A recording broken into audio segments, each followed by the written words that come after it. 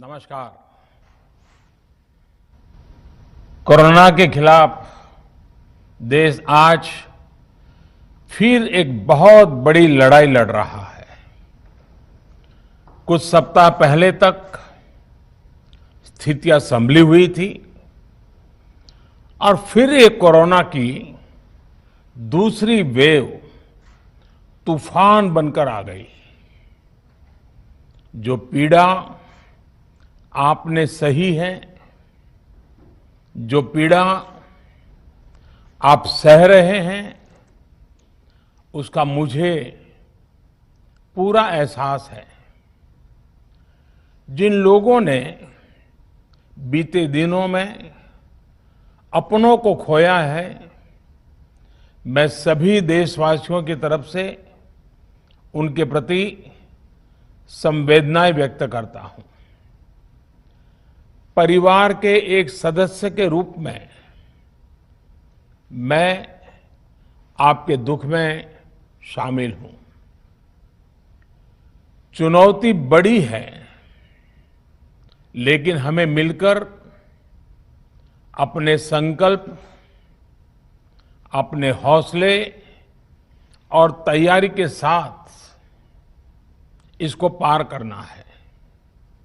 साथियों, अपनी बात को विस्तार देने से पहले मैं देश के सभी डॉक्टरों, मेडिकल स्टाफ, पैरामेडिकल स्टाफ, हमारे सभी सफाई कर्मचारी भाई बहन, हमारे एम्बुलेंस के ड्राइवर्स, हमारे सुरक्षा बल, पुलिसकर्मी, सभी की सराहना करूंगा।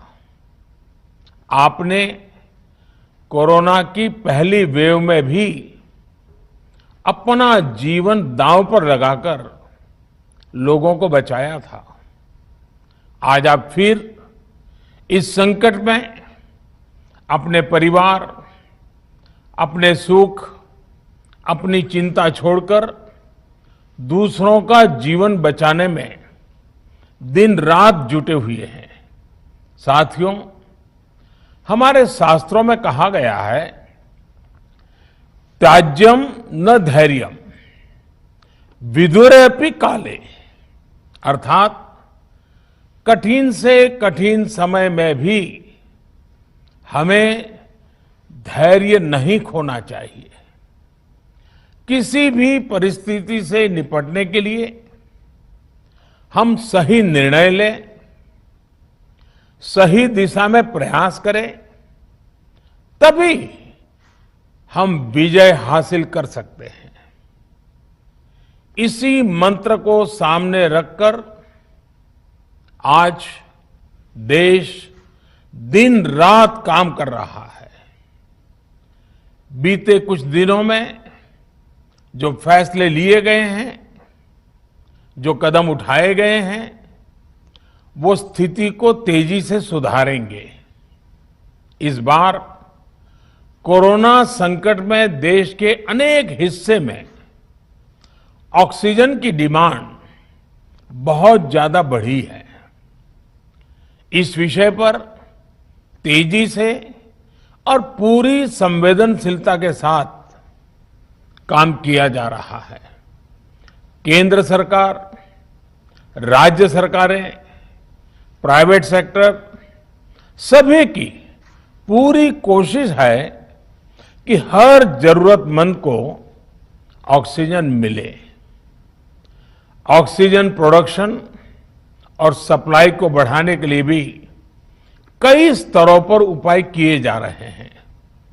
राज्यों में नए ऑक्सीजन प्लांट्स हो, 1 लाख नए सिलेंडर पहुंचाने हो, औद्योगिक इकाइयों में इस्तेमाल हो रही ऑक्सीजन का मेडिकल इस्तेमाल हो, ऑक्सीजन रेल हो, हर प्रयास किया जा रहा है। साथियों, इस बार जैसे ही कोरोना के केस बढ़े, देश के फार्मा सेक्टर ने दवाइयों का उत्पादन और बढ़ा दिया है।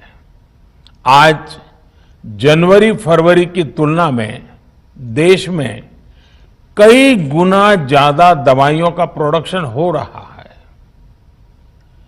इसे अभी और तेज किया जा रहा है। कल भी मेरी देश की फार्मा इंडस्ट्री के बड़े जो प्रमुख लोग हैं, उसके जो एक्सपर्ट लोग हैं, उनसे बहुत लंबी चर्चा हुई है। प्रोडक्शन बढ़ाने के लिए हर तरीके से दवाई कंपनियां की मदद ली जा रही है। हम सौभाग्यशाली हैं कि हमारे देश के पास इतना बड़ा मजबूत फार्मा सेक्टर है जो बहुत अच्छी और तेजी से दवाइयां बनाता है। इसके साथ ही अस्पतालों में बेड की संख्या को बढ़ाने का भी काम तेजी से चल रहा है। कुछ शहरों में ज्यादा डिमांड को देखते हुए विशेष और विशाल कोविड हॉस्पिटल बनाए जा रहे हैं। साथियों, पिछले वर्ष जब देश ने कोरोना के कुछ ही मरीज सामने आए थे, उसी समय भारत में कोरोना वायरस के खिलाफ प्रभावी वैक्सीन के लिए काम शुरू कर दिया था। हमारे वैज्ञानिकों ने दिन रात एक करके बहुत कम समय में देशवासियों के लिए वैक्सीन विकसित की है। आज दुनिया की सबसे सस्ती वैक्सीन भारत में है। भारत की कोल्ड चेन व्यवस्था के अनुकूल वैक्सीन हमारे पास है। इस प्रयास में हमारे प्राइवेट सेक्टर ने इनोवेशन और एंटरप्राइज की भावना का बेहतरीन प्रदर्शन किया है। वैक्सीन्स की अप्रूवल्स और रेगुलेटरी प्रोसेसेस को फास्ट ट्रैक पर रखने के साथ ही सभी साइंटिफिक और रेगुलेटरी मदद को बढ़ाया गया है। यह एक टीम एफर्ट है जिसके कारण हमारा Bharat 2 made in India vaccine के साथ दुनिया का सबसे बड़ा टीकाकरण अभियान शुरू कर पाया। टीकाकरण के पहले चरण से ही गति के साथ ही इस बात पर जोर दिया गया कि ज्यादा से ज्यादा क्षेत्रों तक, जरूरतमंद लोगों तक वैक्सीन पहुंचे। दुनिया में सबसे तेजी से भारत में पहले 10 करोड़, फिर 11 करोड़ और अब 12 करोड़ वैक्सीन डोज दिए गए हैं। आज कोरोना से इस लड़ाई में हमें हौसला मिलता है कि हमारे health care workers, frontline corona warriors और सीनियर सिटीजन्स के एक बड़े हिस्से को वैक्सीन का लाभ मिल चुका है। साथियों, कल ही वैक्सीन को लेकर हुए एक और अहम फैसला भी हमने किया है। 1 मई के बाद से 18 वर्ष के ऊपर के किसी भी व्यक्ति को वैक्सीनेट किया जा सकेगा। अब भारत में जो वैक्सीन बनेगी उसका आधा हिस्सा सीधे राज्यों और अस्पतालों को भी मिलेगा। इस बीच गरीबों, बुजुर्गों, निम्न मध्यम वर्ग के लोग, 45 वर्ष की आयु के ऊपर के व्यक्तियों के लिए केंद्र सरकार का जो वैक्सीन कार्यक्रम चल रहा है वो भी उतनी ही तेजी से जारी रहेगा। पहले की तरह ही सरकारी अस्पतालों में मुफ्त वैक्सीन मिलती रहेगी, जिसका फायदा, जैसा मैंने कहा, हमारे गरीब परिवार हो, हमारे मध्यम वर्ग, निम्न मध्यम वर्ग के परिवार हो, वो उनका लाभ उठा सकेंगे। साथियों, हम सभी का प्रयास जीवन बचाने के लिए है, और जीवन बचाने के लिए तो है ही, प्रयास से भी ये है कि आर्थिक गतिविधियां और आजीविका कम से कम प्रभावित हो। प्रयास का तरीका यही रखा जाए। वैक्सीनेशन को 18 वर्ष की आयु के ऊपर के लोगों के लिए ओपन करने से शहरों में जो हमारे वर्कफोर्स है उसे तेजी से वैक्सीन उपलब्ध होगी। राज्यों और केंद्र सरकार के प्रयासों से श्रमिकों को भी तेजी से वैक्सीन मिले लगेगी। मेरा राज्य प्रशासन से आग्रह है कि वो श्रमिकों का भरोसा जगाए रखे। उनसे आग्रह करें कि वो जहां है वहीं रहे। राज्यों द्वारा दिया गया ये भरोसा उनकी बहुत मदद करेगा कि वो जिस शहर में है वहीं पर अगले कुछ दिनों में वैक्सीन भी लगेगी और उनका काम भी बंद नहीं होगा। साथियों, पिछली बार जो परिस्थितियां थी वो अभी से काफी भिन्न थी। तब हमारे पास इस वैश्विक महामारी से लड़ने के लिए कोरोना स्पेसिफिक मेडिकल इंफ्रास्ट्रक्चर नहीं था। आप याद करिए देश की क्या स्थिति थी। कोरोना टेस्टिंग के लिए पर्याप्त लैब नहीं, पीपीई का कोई प्रोडक्शन नहीं, हमारे पास इस बीमारी के ट्रीटमेंट के लिए कोई खास जानकारी भी नहीं। लेकिन बहुत ही कम समय में हमने इन चीजों में सुधार किया। आज हमारे डॉक्टरों ने कोरोना के इलाज की बहुत ही अच्छी एक्सपर्टीज हासिल कर ली है। वो ज्यादा से ज्यादा जीवन बचा रहे हैं। आज हमारे पास बड़ी मात्रा में पीपीई किट्स हैं, लैब्स का बड़ा नेटवर्क है और हम लोग टेस्टिंग की सुविधा को निरंतर बढ़ा रहे हैं। साथियों, देश ने कोरोना के खिलाफ अब तक बहुत मजबूती से और बहुत धैर्य से लड़ाई लड़ी है। इसका श्रेय आप सभी को, सभी देशवासियों को ही जाता है। अनुशासन और धैर्य के साथ कोरोना से लड़ते हुए आप देश को यहां तक लाए हैं। मुझे विश्वास है जन भागीदारी की ताकत से हम कोरोना के इस तूफान को भी परास्त कर पाएंगे। आज हम अपने चारों ओर देख रहे हैं कि कैसे कई लोग, कई सामाजिक संस्थाएं जरूरतमंदों तक मदद पहुंचाने में दिन रात जुटे हैं।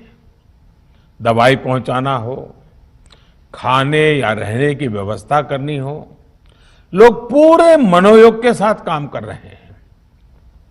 मैं इन सभी के सेवा भाव को आदरपूर्वक नमन करता हूं और देशवासियों से अपील करता हूं कि अधिक से अधिक मात्रा में इस संकट की घड़ी में देशवासी आगे आएं और जरूरतमंदों तक मदद पहुंचाएं।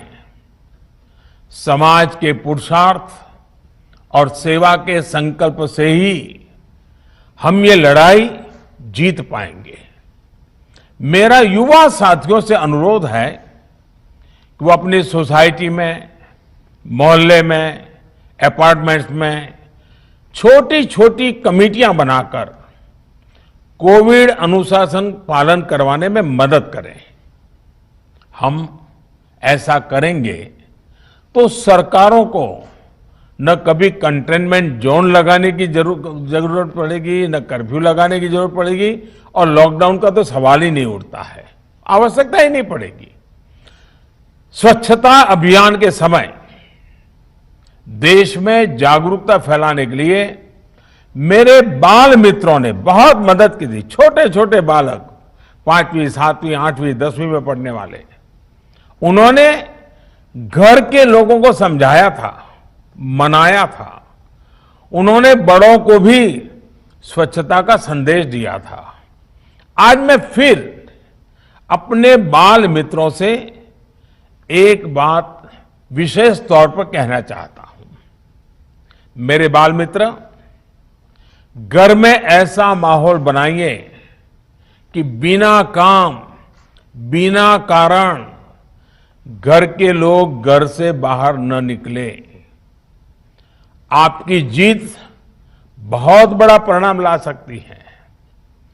प्रचार माध्यमों से भी मेरी प्रार्थना है कि ऐसे संकट की घड़ी में वो लोगों को सतर्क और जागरूक करने के लिए जो प्रयास कर रहे हैं उसे और बढ़ाएं।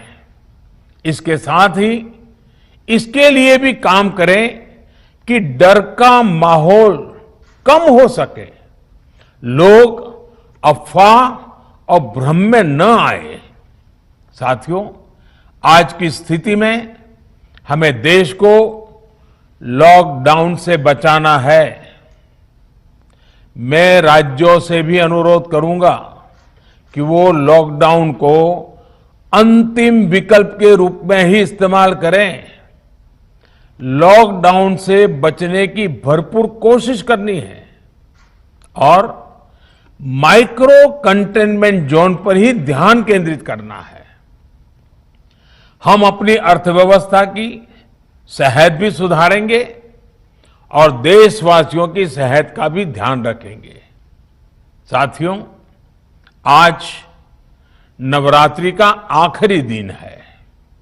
कल रामनवमी है और मर्यादा पुरुषोत्तम श्री राम का हम सभी को यही संदेश है कि हम मर्यादाओं का पालन करें।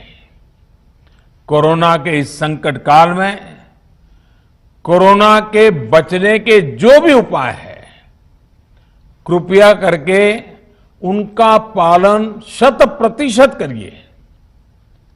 दवाई भी, कड़ाई भी, इस मंत्र को कभी भी भूलना नहीं है। ये मंत्र जरूरी है, वैक्सीन के बाद भी जरूरी है। रमजान के पवित्र महीने का भी आज 7वां दिन है। रमजान हमें धैर्य, आत्मसंयम और अनुशासन की सीख देता है। कोरोना के खिलाफ जंग जीतने के लिए अनुशासन भी, उसकी भी उतनी ही जरूरत है। जब जरूरी हो तभी बाहर निकले। कोविड अनुशासन का पूरा पालन करें। मेरा आप सभी से यही आग्रह है। मैं आपको फिर ये भरोसा देता हूं, आपके इस साहस, धैर्य और अनुशासन के साथ जुड़कर आज जो परिस्थितियां हैं उन्हें बदलने में देश कोई कसर नहीं छोड़ेगा। आप सभी स्वस्थ रहें, आपका परिवार स्वस्थ रहें, इसी कामना के साथ मैं अपनी बात समाप्त करता हूं।